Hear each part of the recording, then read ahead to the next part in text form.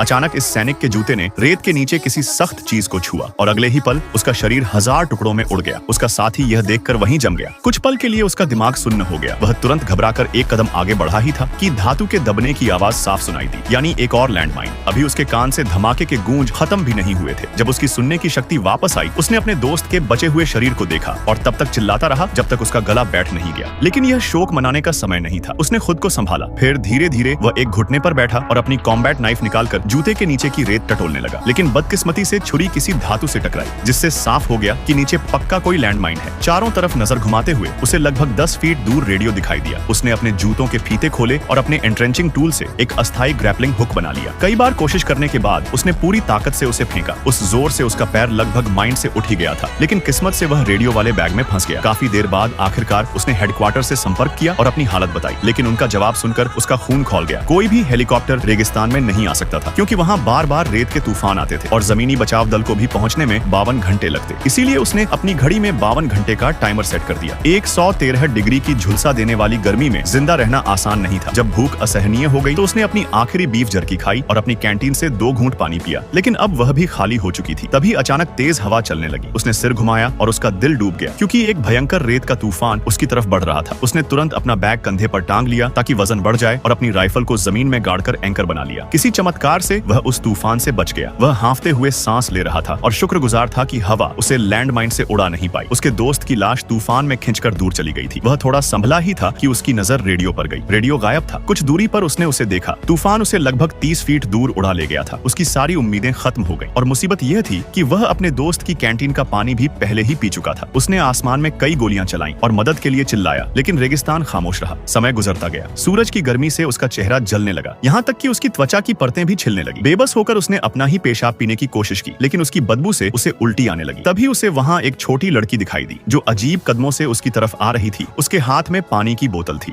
उसने तुरंत बोतल छीनी और लालच से पानी पीने लगा। वह उसे धन्यवाद देना चाहता था, लेकिन लड़की उसकी भाषा नहीं समझती थी। उसने अपनी जेब से एक खिलौना सैनिक निकाला। सैनिक को भी अपनी जेब में वैसा ही एक खिलौना मिला और उसने उसे दिखाया। लड़की ने दोनों खिलौनों को जमीन पर रखा और उनमें से एक को आगे बढ़ाने लगी, लेकिन सैनिक समझ नहीं पा रहा था कि वह क्या बताना चाहती है। वह घबराकर बार बार रेडियो की तरफ इशारा करने लगा, मदद की गुहार लगाते हुए, लेकिन लड़की मुड़ी और दौड़ती हुई रेगिस्तान की धुंध में गायब हो गई।